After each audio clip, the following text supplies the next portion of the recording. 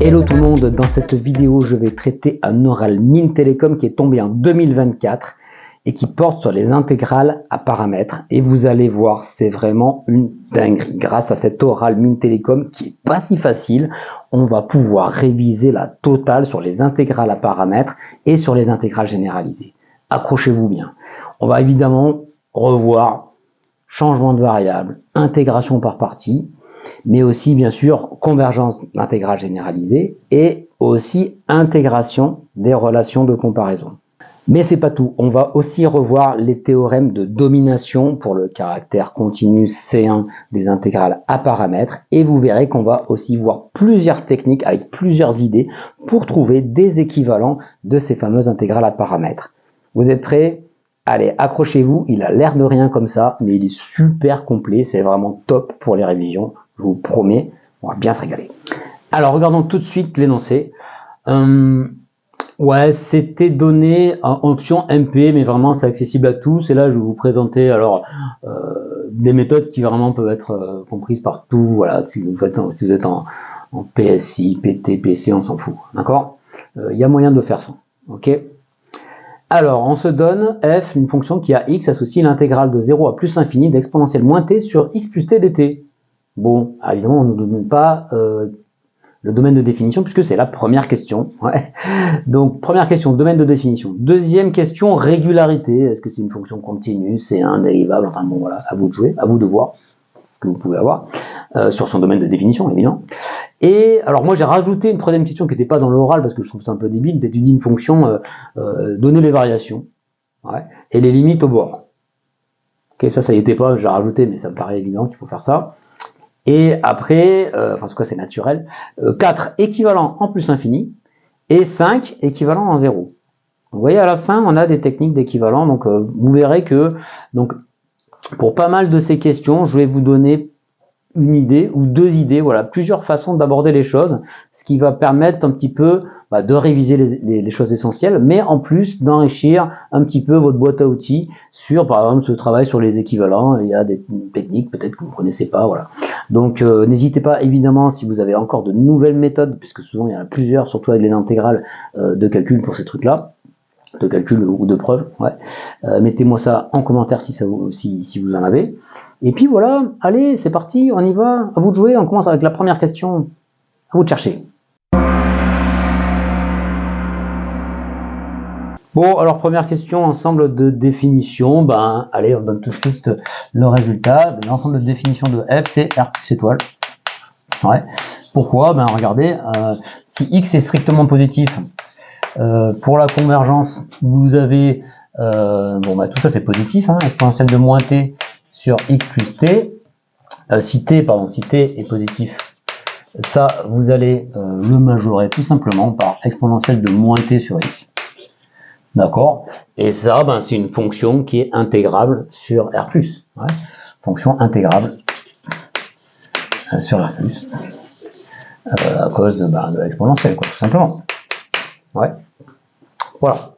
Et alors, maintenant, si on regarde ce qui se passe en 0, si x égale 0, par contre, ça ne va plus.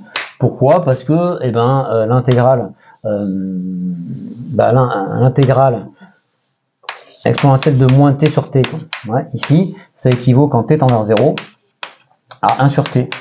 Et l'intégrale de 0 à 1, de 1 sur t, diverge. Ouais. Ouais, donc voilà, ça ne marche pas. Donc c'est pas défini en 0, donc pas plus. Ouais, R plus étoile. Voilà pour l'ensemble de définitions. On continue avec la deuxième question sur la régularité. Continue C1, en fait ici on va directement montrer que f est de classe C1 sur R plus étoile. Ouais. Alors donc montrons que f est C1 sur R plus étoile. Donc ça va être évidemment le moment d'utiliser les fameux théorèmes de convergence dominée, ou théorème de domination, et de dérivation sous le signe somme. Ouais. Mais comme d'habitude, on va devoir localiser, parce que vous avez vu qu'en fait, quand x égale 0, l'intégrale elle diverge. Donc ça va être dur de dominer par quelque chose qui converge. Ouais. Donc une fois n'est pas coutume, la méthode elle est classique, hein.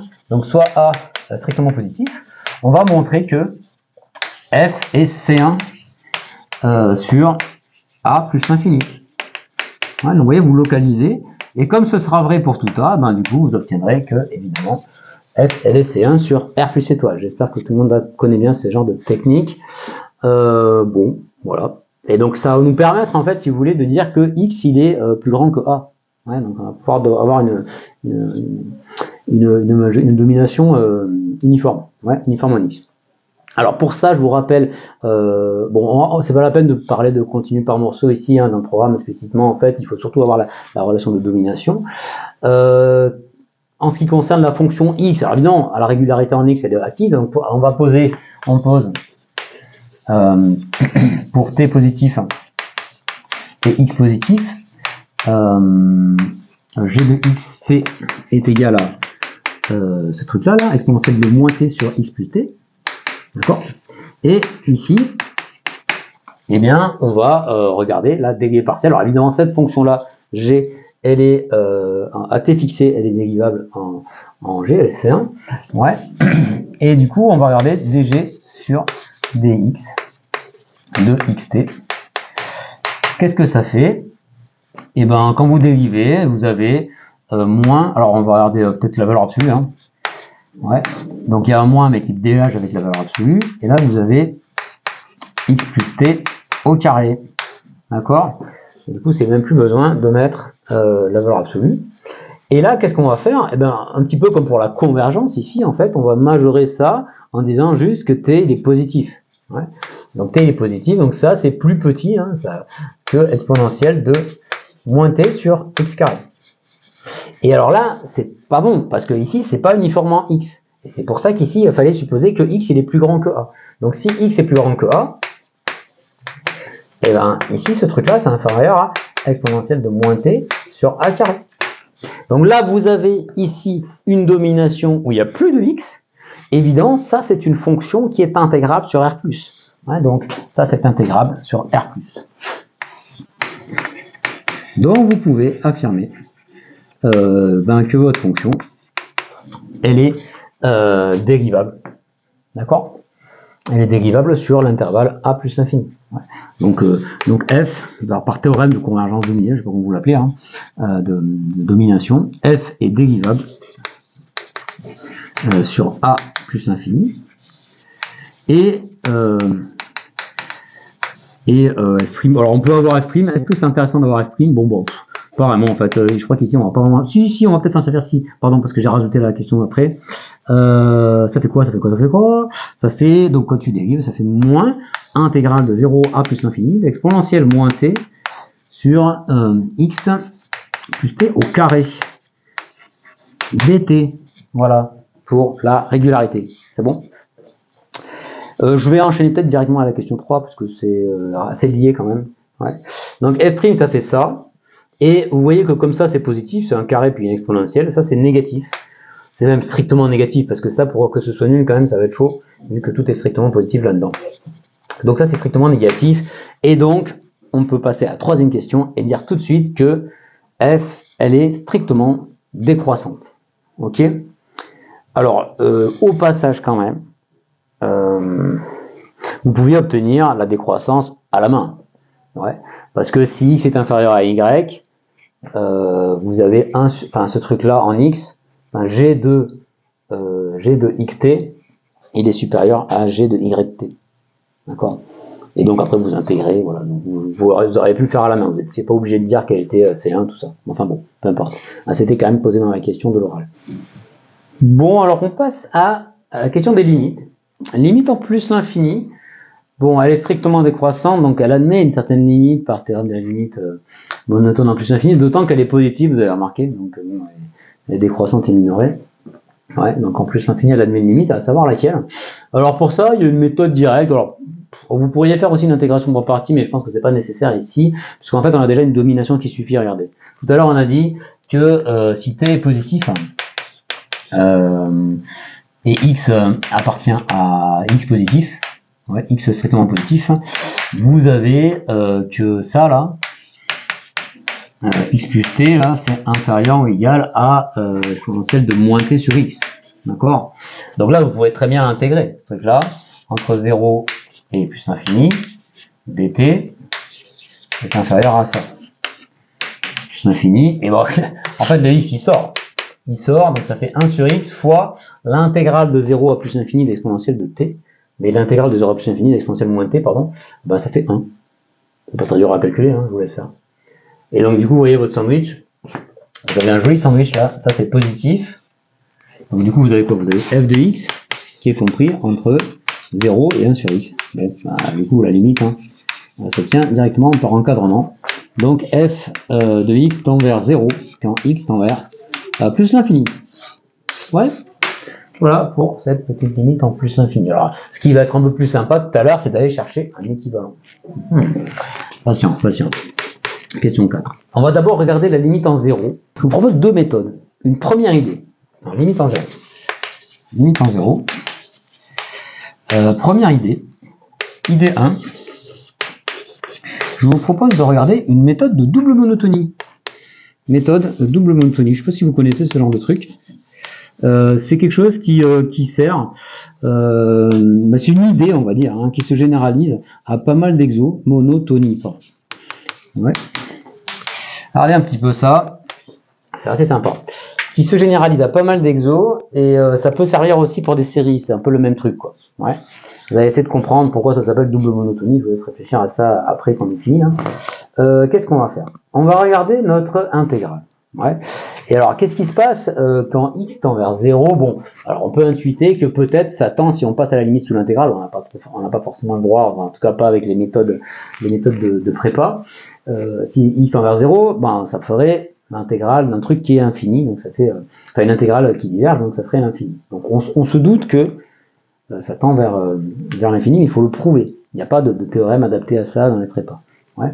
Peut-être en L3, tout ça, avec l'intégrale de Lebesgue, c'est plus facile évidemment, avec alors peut-être le terme de Fatou, ça doit marcher, non? Dites-moi là, ceux qui sont en L3. Ça doit marcher direct, mais ici, nous, on va le faire à la main. On va le faire à la main, et en fait, bon, déjà, faut pas oublier que, déjà, on sait que f, elle a une limite, parce que f, elle est décroissante. Donc, c'est la première monotonie. F est décroissante.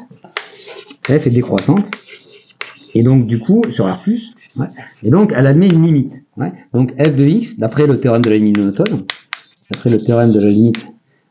vais appeler TLM, ça ne vous dérange pas, il existe, f de x tend vers un certain L, quand x tend vers 0+, avec L qui est dans R union plus l'infini. Même R+,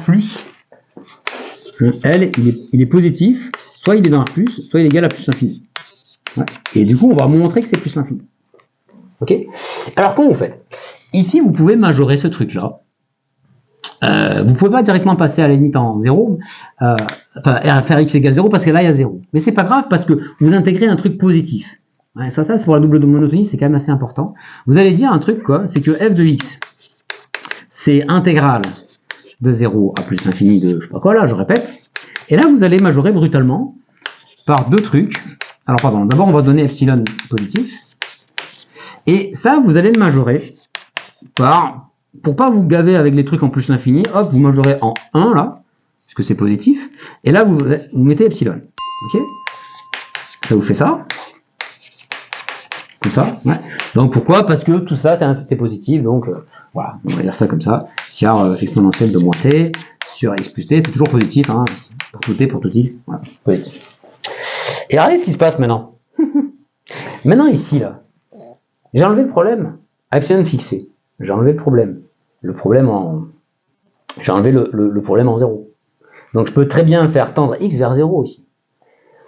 Alors vers quoi ça tend ce truc-là? Je suis sur un intervalle où il n'y a aucun souci. Ouais. Donc cette fonction, elle est intégrable. Ouais. Donc ici, je peux utiliser par exemple le théorème de convergence dominé sous Simpson. Hein. C'est majoré par exponentielle moins t par exemple. Ouais. Ce truc-là, c'est inférieur à exponentielle moins t qui est intégrable, d'accord, sur A+. Alors donc, qu'est-ce qui se passe maintenant? Quand x tend vers 0+, lui, il tend vers L. Et lui, il tend vers intégrale de 1 à epsilon de l'exponentielle de moins t sur x plus t dt. D'accord? Ça marche? Qu'est-ce que je dis? Non, ça tend vers ça. Ça va jusqu'ici? D'accord? Et donc là, alors la deuxième monotonie, c'est justement celle-là qu'on utilise. C'est plus grand qu'un truc. Parce que, voilà. Et alors maintenant, qu'est-ce que vous faites? C'est vrai pour tout epsilon. Maintenant, vous débloquez le epsilon et vous faites tendre epsilon vers 0. Mais ça, comme l'intégrale à diverge, ça tend vers plus l'infini quand epsilon tend vers 0. D'accord? Epsilon tend vers 0 plus. Et donc, en fait, ça veut dire que votre L est égal à plus l'infini. Ça va? Voilà, donc c'est pas forcément ici obligé de faire ça parce qu'on va voir, bon, il y a des techniques plus élémentaires, mais cette technique de double monotonie, elle est quand même assez sympa. Et d'ailleurs, ça me fait penser que j'avais trouvé des trucs, des exo-NS avec la technique de double monotonie. Enfin, ça fait pas mal de fois que je me dis, tiens, il faudrait que j'en parle de ce truc-là. Parce que c'est pas trop... c'est en filigrane dans les exos, mais voilà, j'aimerais bien développer, systématiser ce truc-là. Si ça vous tente, vous me le dites en commentaire, vous me dites, ouais, je veux bien avoir des oraux sur les doubles monotonies. Je vous dis, j'ai qu'est-ce que j'ai comme oral? J'ai trouvé un oral de, je crois, je sais plus, central, et puis il y avait un ENS aussi. Alors, tantôt c'est avec des séries, tantôt c'est avec... même des suites à double indice, etc. Soit c'est des intégrales. Voilà. Double monotonie. Si vous êtes motivé, dites-le moi en commentaire. Alors, je vous ai promis une deuxième idée, plus terre à terre. Ouais. Cette deuxième idée, c'est d'aller faire un changement de variable. Parce que regardez l'intégrale, enfin regardez f en fait, ça doit être faisable de sortir cette x de l'intégrale. Ouais, donc c'est ça le but, sortir x de l'intégrale. Donc évidemment, on va poser y est égal à x plus t. D'accord, je pense qu'il y en a pas mal qui ont dû penser à ça. Enfin voilà. Hein. Donc f de x, ça fait quoi? Alors sous réserve, voilà, que ça marche, l'existence. Non, même pas sous réserve d'existence, on peut y aller. Hein, changement de variable sur un intégral généralisé. Alors qu'est-ce qui se passe ici? On va aller de x à plus l'infini pour y. Et puis là, il y a alors t c'est égal, alors moins t, pardon, c'est égal à x moins y. Donc ça fait exponentielle de x moins y. Et là, vous avez y. Et dt égale dy, donc ça fait dy. Et vous voyez qu'ici, ce qui est cool, c'est que lui, il va dégager, il va sortir, et vous vous retrouvez avec ça. Donc ça fait exponentielle de moins y sur y. dy. Ah! Alors ça, c'est plutôt cool. Alors on n'a pas totalement sorti le x de l'intégrale, quand même, faut pas déconner, parce qu'il en reste un peu dans les bornes, mais il n'y en a plus dans la fonction qu'on intègre. C'est plutôt cool, quoi. Ouais. Donc ça change complètement les points de vue. Voilà. Et alors maintenant, qu'est-ce qui se passe en 0? En 0, ça tend vers... ça tend vers 1, quand x tend vers 0 plus. Ouais. Et puis lui, on l'a vu. Lui, il tend vers plus l'infini, parce que l'intégrale diverge. Ouais. Donc lui, il tend vers plus l'infini. Quand x tend vers plus l'infini. Et conclusion, donc f de x, quand x tend vers 0 plus, ça tend vers plus l'infini, qu'on avait vu tout à l'heure avec notre autre méthode. Voilà, donc on a une fonction comme ça, voyez, qui part de l'infini, hop, et qui décroît vers 0. Voilà. Bien, maintenant on va passer au cœur de l'exo en regardant des équivalents. C'est là que ça commence à être vraiment intéressant. Alors on commence d'abord par un équivalent en plus l'infini, et là aussi je vais vous donner deux idées. Une idée à la main en regardant ce qui se passe à l'intérieur de l'intégrale à t fixée quand x tend vers l'infini. Et après, une autre idée qui est assez classique pour les équivalents. Donc, commençons tout de suite par la première idée, à la main. Donc, je vous ai dit, on regarde ce qui se passe à l'intérieur de l'intégrale. Ouais. Donc, idée 1, à la main. Donc, à l'intérieur de l'intégrale, si t est fixé, si t est positif, voilà, fixé. Si on regarde ce qui se passe, exponentielle de moins t divisé par x plus t, quand x tend vers plus l'infini, donc ça équivaut à exponentielle de moins t sur x. Ok. Donc vous pouvez peut-être espérer montrer que la question, donc vous intégrez ça. Alors bon, est-ce qu'on a le droit? C'est justement toute la question. Montrons que l'intégrale de 0 à plus l'infini de l'exponentielle de moins t sur x plus t dt est équivalent quand x tend vers plus l'infini à ça. D'accord? Exponentielle de moins t. Mais ça, en fait, c'est calculable.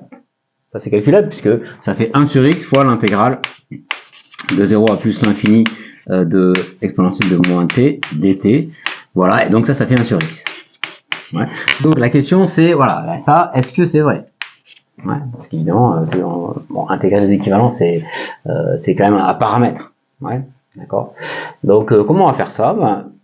Du coup, vous faites à la main, vous multipliez x par f de x, donc montrons que f de x tend vers 1 quand x tend vers plus l'infini. D'accord? L'équivalence, c'est toujours une limite. un quotient qui tend vers 1. Donc qu'est-ce que ça va faire? Donc soit x strictement positif, on écrit f de x, enfin x f de x, pardon. Ça fait quoi? Ça fait intégrale. Alors évidemment, je vais rentrer le x à l'intérieur de la parenthèse. Hein. Regardez ce qui se passe. Ici, vous avez un quotient là. Ouais. Et puis dans ce quotient, bah, évidemment, vous voyez bien que le numérateur ressemble trop au dénominateur. Et évidemment, il faut l'exploiter, sinon on est un peu maso. Donc ici, on va faire plus t moins t. D'accord? Parce que ça simplifie. Et puis quand je fais plus t là, j'arrive plus t sur x plus t, je me retrouve avec ça. Donc c'est plutôt cool. Ouais. Avec l'intégrale de l'exponentielle moins t. Ouais. Donc plus t moins t, on va faire ça. Là, on va faire hop, plus t moins t. Astuce assez classique. Donc xf de x, ça va faire intégrale de 0 à plus l'infini. Alors x plus t machin, donc ça fait exponentielle de moins t, moins. Et là, vous avez intégrale de 0 à plus l'infini de t sur x plus t, exponentielle de moins t dt. D'accord? Bon, tout ça converge, il n'y a pas de souci. Je suis allé un peu vite, mais tout va bien. Ouais. Là, celui-là, il vaut 1. Donc, il vaut 1. Donc, ça, c'est égal à 1. Et puis, donc, du coup, il faut montrer que ça tend vers 0. Ouais. Donc, ça, c'est égal à 1. Alors, pourquoi ce truc-là tend vers 0? Ouais, je vais peut-être regarder ça directement en disant que ça, c'est inférieur ou égal à t sur x. Alors, ça, je vais l'appeler epsilon de x. On va noter epsilon de x. Et si vous regardez epsilon de x, c'est inférieur, donc tout ça c'est positif, donc epsilon de x, ça c'est inférieur à t sur x. Ouais. Donc parce que ça fait ça, t sur x. Et donc là vous avez ça sur x, dx. Ok. Et donc ça fait 1 sur x fois ce bazar. Ce bazar, évidemment, c'est convergent. Ouais, bon, vous savez faire ça, hein, c'est convergent, on peut me calculer certainement. Ok.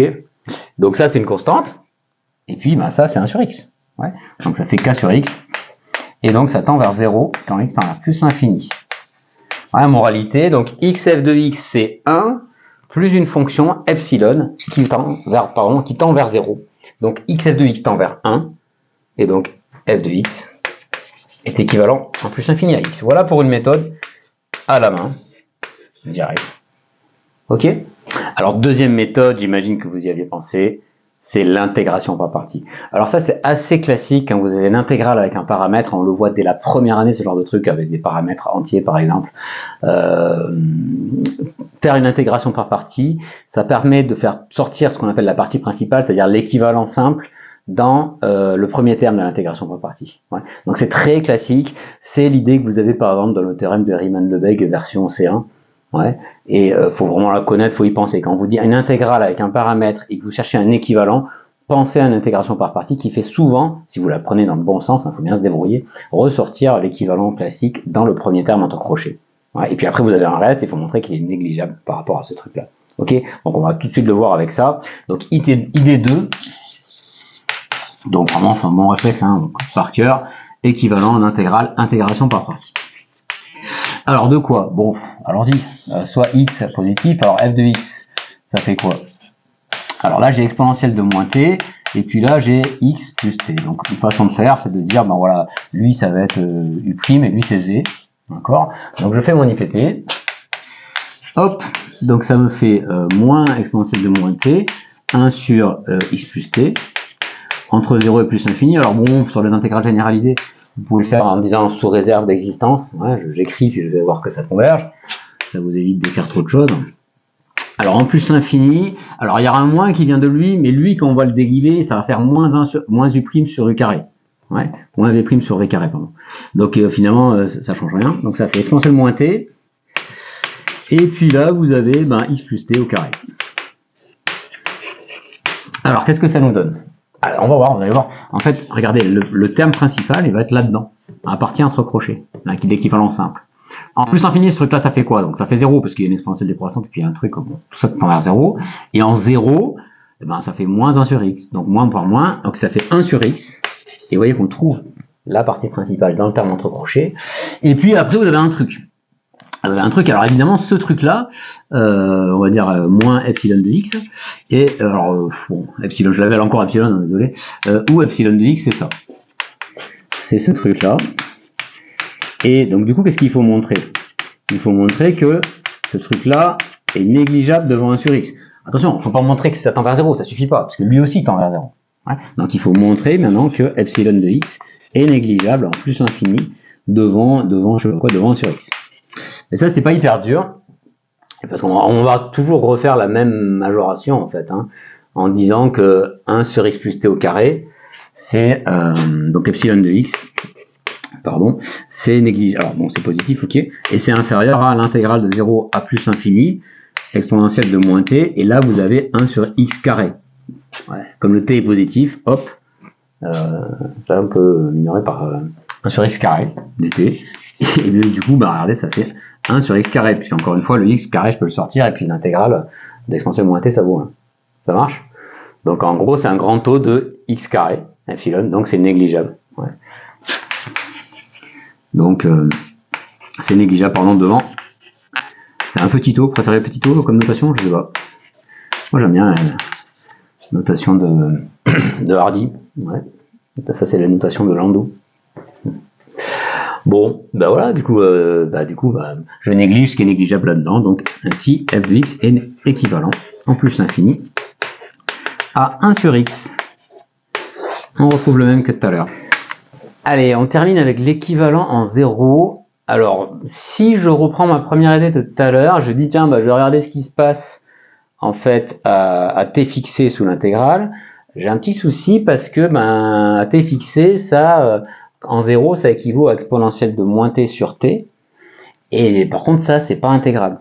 Donc, je vais pas y arriver comme ça. En tout cas, ça va pas me donner une idée de l'équivalent à trouver, quoi. Enfin, c'est pas évident du tout. Donc, une façon de faire, c'est de passer par le petit changement de variable de tout à l'heure. Ouais. Alors peut-être, tiens, je vous laisse un peu chercher ça tout seul. Ça marche? Ok. Si ça vous plaît, mettez un pouce bleu, en fait. Vous attendez quoi? Allez, c'est parti, je vous laisse chercher. Bon.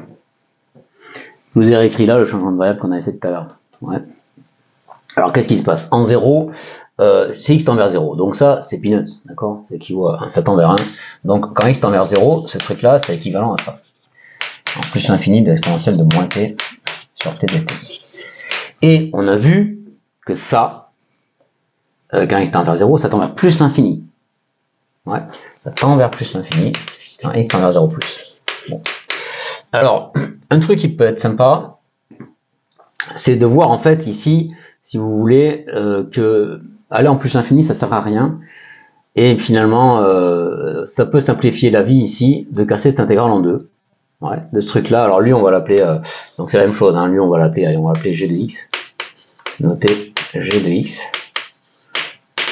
Et g de x, si vous voulez, g de x, vous pouvez l'écrire intégrale de x à 1, par exemple, l'exponentielle de moins t sur t dt, plus l'intégrale de 1 à plus l'infini de exponentielle de moins t dt. Moins t sur t dt. Et ça, en fait, c'est une constante. Il n'y a pas de problème avec ça. Ouais. Donc ça vous permet de dégager le truc à l'infini, là, pour pas avoir à gérer des intégrales impropres. Donc ça, c'est une constante. Et ça tend vers l'infini, évidemment, puisque l'intégrale diverge. Donc ça tend vers plus l'infini en 0 plus. Donc du coup ça c'est négligeable, et donc c'est équivalent, ce truc là, quand x tend vers 0 plus, c'est équivalent à l'intégrale de x à 1 de l'exponentielle t, moins t sur t dt. Ouais. Alors du coup on a un petit peu simplifié les choses. Ouais. Il y a deux façons de faire. Ça dépend si vous êtes en MP ou je sais pas quoi. Ouais. Ou en PC et compagnie. Alors on peut faire peut-être encore une deuxième pause pour chercher ce truc là. Si vous êtes en MP, essayez de le faire avec l'intégration des relations de comparaison. Ça permet de réviser ce truc là. Ouais. Alors si vous êtes en PC, PSI, machin, ou en licence classique, voilà, il faut faire autrement. Ouais. Mais comment vous dire, qu'est-ce qui se passe en fait? Regardez ce qui se passe quand x tend vers 0 plus. Ouais. Quand x tend vers 0 plus, ce qui va compter là-dedans, bon, c'est pas l'exponentielle. Ouais. On va dire au voisinage de 0 plus. Vous voyez qu'ici, on peut aller jusqu'à 1, mais on peut aller jusqu'à n'importe quoi, 1,5 si vous préférez. Donc ce qui va compter, c'est ce truc-là. Ouais. Et ce truc-là, en 0, il se comporte comme du 1 sur t. Bon, à vous de gérer ça. Ouais. C'est faisable à la main, hein, vous inquiétez pas, ceux qui n'ont pas fait MP, c'est pas grave. C'était juste pour que les MP puissent réviser un petit peu l'intégration des relations de comparaison. Allez, je vous laisse encore chercher.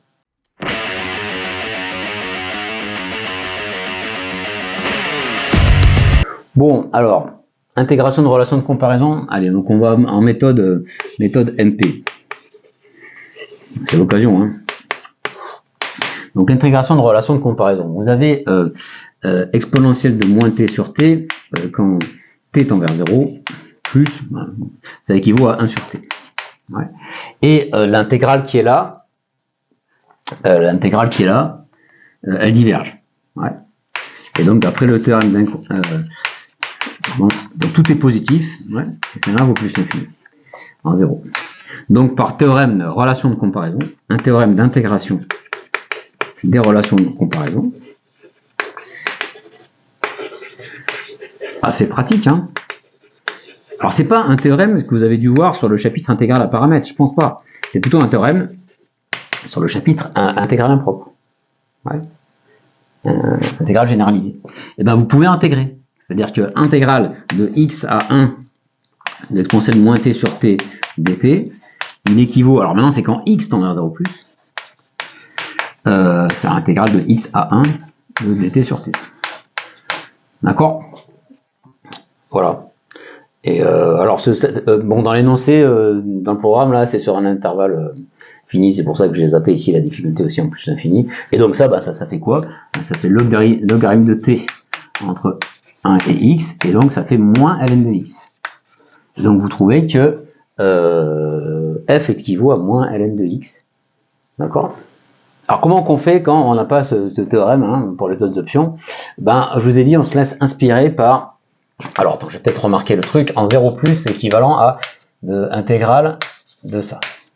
Exponentielle de moins t sur t. Et l'idée, en fait, c'est que cette fonction se comporte comme 1 sur t. Ouais. Alors, on n'a pas de théorème, mais c'est pas grave. Ben, on va faire la différence. Ouais, et puis, on va voir ce que ça donne. On va étudier ça moins ça. Donc ici, vous avez ça, pardon, moins intégrale de 1 à x de 1 sur t dt. Et alors, regardez, en fait, c'est élémentaire. Hein. C'est élémentaire. Si vous pensez que c'est lui qui mène la danse, regardez ce qu'on va trouver ici. Faut pas oublier que lui aussi, il tend vers l'infini. Hein. Donc, ça fait x, t, et là, exponentielle de moins t, moins 1 sur t. Ben ça, regardez un peu, là. C'est tranquille, ça. Pourquoi? Parce que, ici, en fait, ça a aspiré la singularité, ici. Ici, ça tend vers l'infini. Mais quand vous enlevez 1, là, ici, vous avez un truc équivalent à quoi? Ouais, ça, c'est équivalent à moins 1 quand t tend vers 0. Ouais. Donc, cette fonction, en fait, elle se prolonge en une fonction continue sur 0,1. D'accord? Donc, vers quoi ça tend ce truc-là? Bah, ça tend vers l'intégrale. Ça tend vers l'intégrale quand x tend vers 0 plus, ce truc-là, de 0 à 1, d'exponentielle de moins t moins 1 sur t dt, mais qui est un nombre fini, réel. D'accord? Donc en fait, en gros, vous avez deux trucs qui tendent vers l'infini, qui équivaut à ça. Donc l'intégrale de x, de ce truc-là, exponentielle de moins t sur t dt, c'est égal à lui. Donc lui, alors bah lui, calculons-le, lui, il vaut moins ln de x. Moins ln de x, ouais, et plus un truc qui tend vers une constante, ouais, une fonction g de x, où g de x tend vers, enfin c'est peut-être pas g, alors comme vous l'appelez h, et h de x tend vers une constante, tend vers, quand x tend vers 0, vers une constante, bon, on pourrait même dire que h est continu, bon, bref, vers une constante, on s'en fout, ouais, appartenant à r. Et comme elle tend vers l'infini, donc ça équivaut à moins ln de x. Donc conclusion, l'équivalent en 0 le plus simple de f, c'est moins ln de x.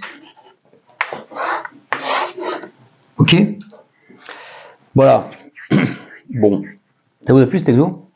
Moi, je trouve ça pas mal. Franchement, c'est pas un exercice théorique, tu vois. En fait, la fonction, c'est pas une fonction abstraite f exponentielle. C'est une intégrale qui est vraiment définie de façon élémentaire, ouais. Mais par contre, ça nous a permis quand même de réviser pas mal de trucs. Ouais. Alors, vous voyez quand même, la philosophie, souvent, c'est on regarde ce qui se passe à t fixé sur l'intégrale quand on fait bouger x, et puis après, tout ce qui est un petit peu difficile et ce qu'il faut bien gérer, c'est prouver les choses. D'accord. Donc là, mais vous êtes armé quand même. Vous avez pas mal de choses, en particulier tous les théorèmes de domination. Et puis sinon, si vous n'avez pas ça, si ça marche pas, il y a pas mal de techniques. Donc vous voyez qu'on a revu pas mal de techniques. On a revu les techniques d'intégration par partie, changement de variable. On a revu évidemment tous les théorèmes de domination avec la régularité, fonction continue C1. Et puis après on a revu d'autres trucs. Donc par exemple les histoires en fait d'intégration de relations de comparaison. Donc ça peut être pas mal pour les MP. Et puis sinon, j'espère que ça vous a donné des idées pour voir comment on pouvait intuiter le résultat et après le rendre rigoureux en faisant les choses comme il faut. Voilà, écoutez, si ça vous a plu, balancez-moi du pouce bleu, mettez-moi un petit commentaire. Au passage, vous voyez, il y en a qui me disent, alors je sais pas, il y avait un oral la dernière fois, je vous le remets ici en lien sur une vidéo d'oral qui avait bien plu à tout le monde, mais il y avait certains qui me disaient, waouh, c'est difficile. Bon, moi je trouvais pas ça si difficile que ça, intégral à paramètres sur cet oral là, et puis d'autres ils disaient non mais c'est plutôt simple, etc.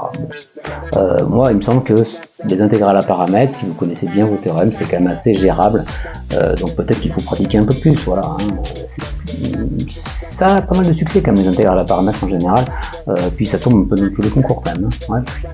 Voilà, allez, je vous laisse, vous dites-moi en commentaire, dites-moi si vous avez trouvé ça facile ou difficile, voilà, ça peut être intéressant de faire un petit sondage, voilà. Allez, écoutez, je vous dis à bientôt pour de bonnes maths, et puis abonnez-vous si c'est pas déjà fait. Ciao.